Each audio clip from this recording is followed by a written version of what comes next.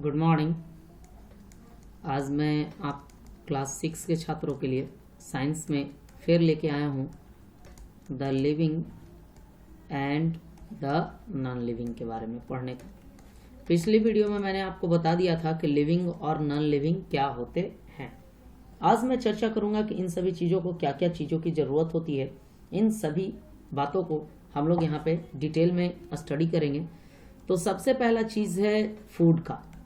सबसे पहले हम लोग जानेंगे किसके बारे में, फूड के बारे में जानेंगे। तो आप लोग अपनी कॉपी को ले लें अपने पास में और देखते रहें।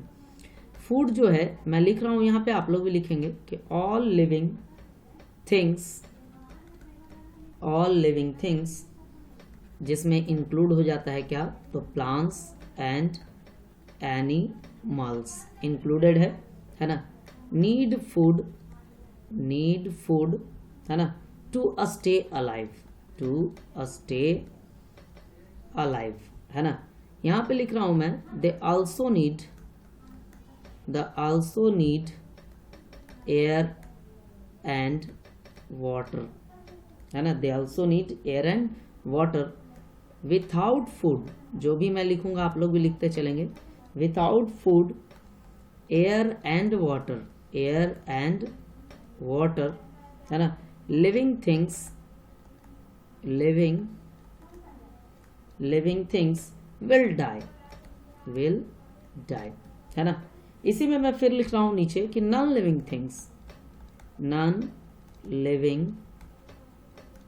थिंग्स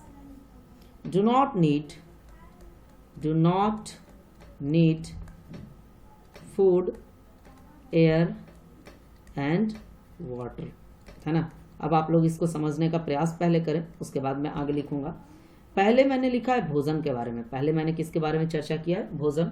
और जब भी मैं चर्चा करूंगा तो मैं लिविंग थिंग की भी इसी में चर्चा करूंगा और साथ में मैं नॉन लिविंग थिंग के बारे में भी चर्चा करूंगा। मतलब बोथ टर्म्स को मैं साथ साथ लूंगा।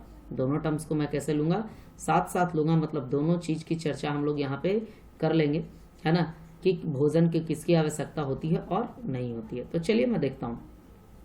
मैंने लिखा है कि जितने भी लिविंग थिंग्स होते हैं, प्लांट्स और एनिमल्स दोनों को मिलाकर सबों को जो होता है भोजन का आवश्यकता होता है। क्यों? जिंदा रहने के लिए, स्टे अलाइव, जिंदा रहने के लिए आवश्यकता होता है।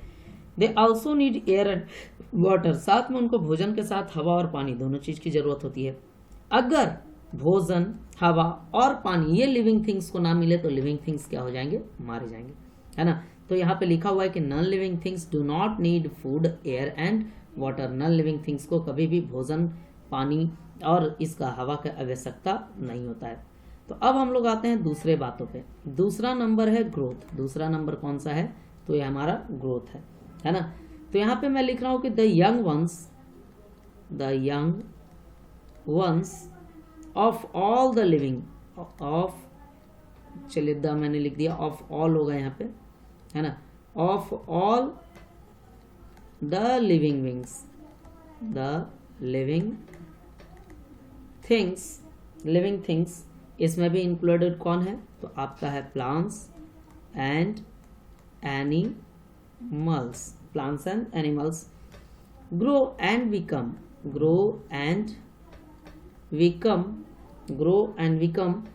बिगर इन साइज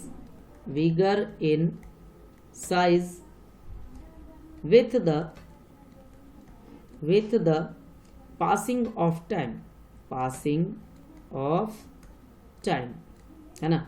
आप लोग देख सकते हैं कि समय बीतने के साथ साथ लिविंग थिंग्स के जो यंग वन होते हैं वो समय बीतने के साथ साथ बढ़ते भी हैं है ना। और बढ़ने के साथ साथ आपका वो जैसे जैसे समय बीतता है बड़े हो जाते हैं और वो अपने मतलब जो होते हैं कि जिस तरीके के उनके पेरेंट्स होते हैं उन्हीं तरीके के हो जाते हैं। अब मैं यहीं पे मैं लिख देता हूं कि नॉन लिविंग थिंग्स है ना do not grow. Non living things कभी भी बढ़ता नहीं है। जैसे आपके घर में टेबल है, कुर्सी है, चेयर है, आप देखते होंगे कि वो बढ़ता नहीं है ना, इस तरीके से। चलिए 3 नंबर में हम लोग चर्चा कर लेते हैं किसका, मूवमेंट का। तो आप जानते हैं कि ये जो नॉन लिविंग थिंग्स होते हैं कभी मूवमेंट नहीं करते हैं, जबकि लिविंग थिंग्स एक जगह से दूसरी जगह जाते भी हैं। तो मैं यहाँ लिखता हूं कि all the living things move by themselves, move by themselves, है ना, without any external help, without any external help, है ना। अब यहाँ पे जो है कि लिविंग थिंग जो होता है ये सारे के सारे मूव करते हैं एक जगह से दूसरे जगह। लिखा हुआ है कि animals can move from one place to another, one place to another, है ना, और they can move there body, है ना, बॉडी पार्ट्स। अब मैं यहाँ लिख रहा हूँ, ये तो प्लांट्स, ये तो हुआ ट्रीज के बारे में, सॉरी एनिमल्स के बारे में। ट्रीज के बारे में लिख लेता हूं मैं कि the plants move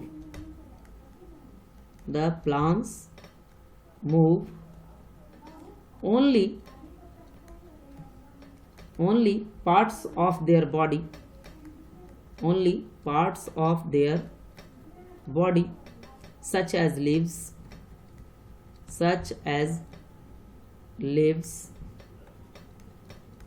flowers, shoots and roots, है ना। थोड़ा सा और आगे चलता हूं मैं, है ना। पहले मैं नॉन लिविंग के बारे में लिख लूं। Non living things can not move by themselves, है ना। तो ये सारी बातें हैं। चलिए अब इसको मैं समझा देता हूँ आपको। आपके स्क्रीन पे मैं दिखा रहा हूँ, आप देख सकते हैं, आपके स्क्रीन पे दिख रहा होगा कि जितने भी लिविंग थिंग्स होते हैं वो खुद से ही मूव करते हैं बगैर किसी एक्सटर्नल हेल्प के। जैसे अगर बात मैं करूं एनिमल्स का, मैं बात किसका करूं, एनिमल्स का, तो वो एक जगह से दूसरे जगह तक आ जा सकते हैं, साथ में तो वो अपने बॉडी पार्ट्स को भी क्या करवाते हैं, मूव करवा देते हैं। लेकिन प्लांट्स जो होता है वो सिर्फ और सिर्फ अपने पार्ट्स को, बॉडी पार्ट्स को ही मूव करवाता है और किसी को नहीं। जैसे में लीव्स है, फ्लावर्स है, शूट्स है, रूट्स है, फ्लावर है, इसको मूव करवाता है और किसी को नहीं। जबकि नॉन लिविंग थिंग्स अपने आप से, खुद से कभी भी मूव नहीं करता है। तो आप लोग समझ सकते हैं यहाँ तक। अब अगला जो है 4 नंबर में हम लोग बात करेंगे रिस्पॉन्ड टू अ स्टिमुली का। रिस्पॉन्ड टू अ स्टिमुली का, है ना, इसके बारे में हम लोग यहाँ चर्चा करेंगे, है ना। तो मैं यहाँ पे लिखता हूं, तो रिस्पॉन्ड टू अ स्टिमुली के बारे में देख लेते हैं हम लोग।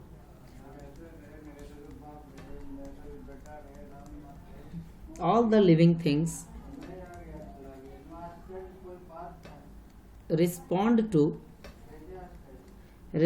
to changes around us, है ना, या changes around them मैं यहाँ पे लिख देता हूँ, है ना, changes around them, है ना। जितने भी लिविंग थिंग्स होते हैं वो अपने आसपास होने वाले बदलाव में, है ना, उस पर रिस्पॉन्ड करते हैं। सपोज कीजिए कि कोई लिविंग थिंग को ठंडा लगेगा तो वो गर्मी की चाह रखेगा, कोई लिविंग थिंग को गर्मी लगेगा तो वो ठंडा की चाह रखेगा। जबकि, है ना, while non living things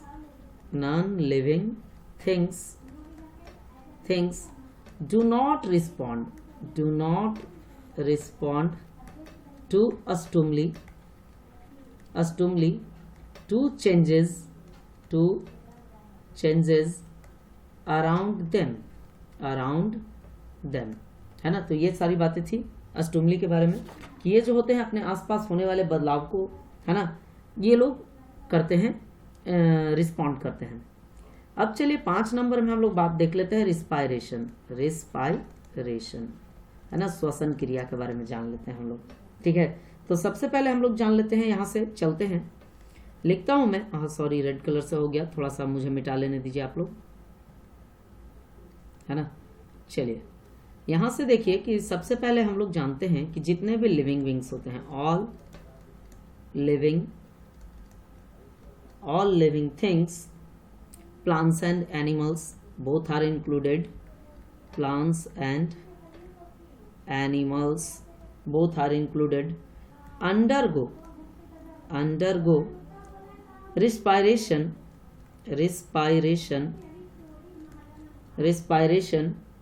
to obtain energy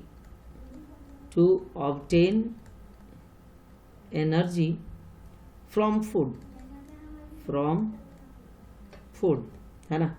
इसके अलावा है कि क्या हम लोग नॉन लिविंग थिंग्स भी रिस्पायर करते हैं, तो यहाँ पे मैं लिख लेता हूँ कि non living things do not respire, है ना। आप जानते हैं जितने भी लिविंग थिंग होते हैं वो रिस्पायरेशन का प्रोसेस करते हैं ताकि कि जो ऑक्सीजन वो लें या कार्बन डाइऑक्साइड जो लें वो भोजन से मिले और एनर्जी का फॉर्मेशन करे, इसके लिए। लेकिन नॉन लिविंग थिंग्स तो भोजन करता ही नहीं है, इसके लिए इसको रिस्पायरेशन की कोई आवश्यकता नहीं होती है। यहाँ पे हम लोग एक डिफिनीशन लिख लेंगे, नोट रिस्पायरेशन का लिख लेंगे हम लोग डिफिनीशन। रिस्पायरेशन किसको कहा जाता है, आप लोग भी लिखते चलेंगे अपनी कॉपी में, है ना, एकदम आराम से। चलिए मैं लिखता हूँ, respiration is a chemical change, respiration is a chemical change और chemical process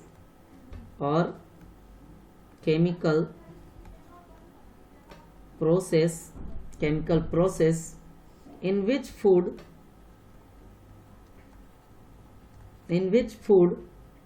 taken by an organisms combines with food, थोड़ा सा स्क्रीन को मैं नीचे कर लेता हूँ, combines with food,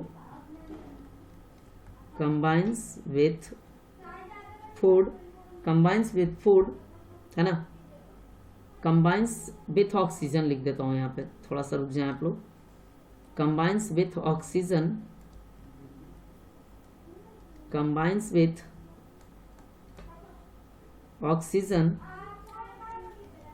to release energy, है ना, यहाँ तक।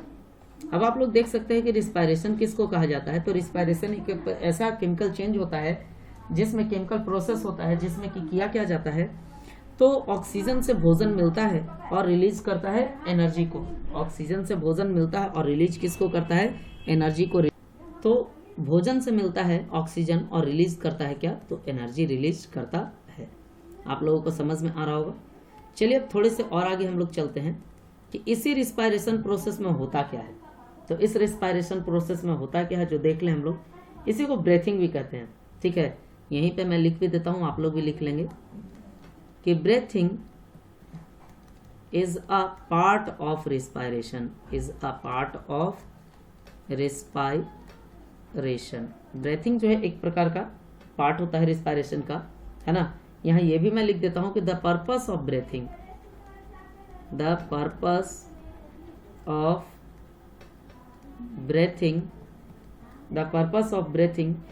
in air is to provide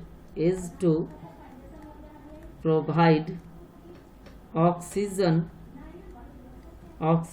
to our body for carrying out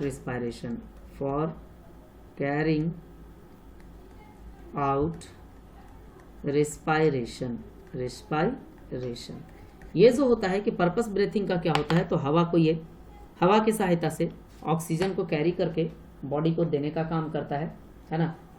और यहाँ पे एक चीज़ और आप लोग जान लीजिएगा, मैं बताऊंगा आगे कि अलग अलग जीव जंतु जो होते हैं अलग अलग तरीके से रिस्पायरेशन करते हैं। तो अभी मैं जो है और प्रॉपर्टी के बारे में चलता हूँ। तो मैं प्रॉपर्टी नंबर आपको लेके चल रहा था, मैंने प्रॉपर्टी आपको लेके चला 5 नंबर, अब मैं लेके चलूँगा आपको 6 नंबर की ओर, है ना। अब मैं आपको लेके कहाँ चलूँगा, 6 नंबर की ओर। और ये है एक्सक्रिएशन, है ना। एक्सक्रिएशन के बारे में जानना है ना। तो एक्सक्रिएशन के बारे में जानते हैं। लिखता हूँ मैं कि all the living things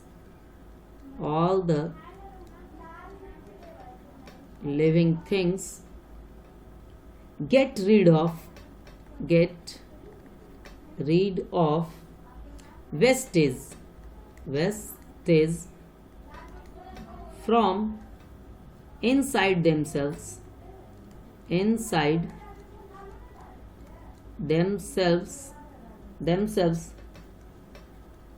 which they do not want, है ना।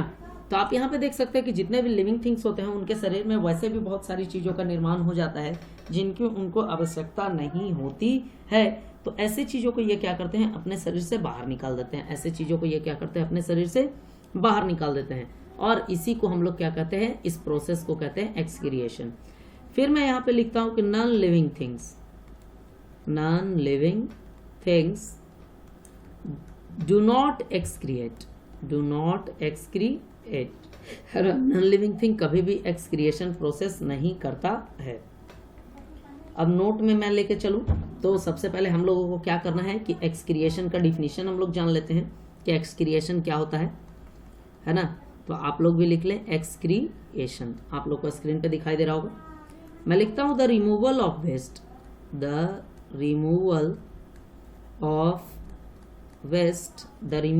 Waste substances from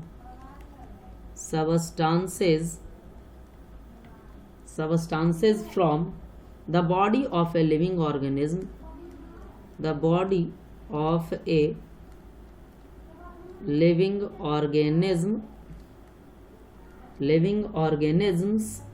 is called excretion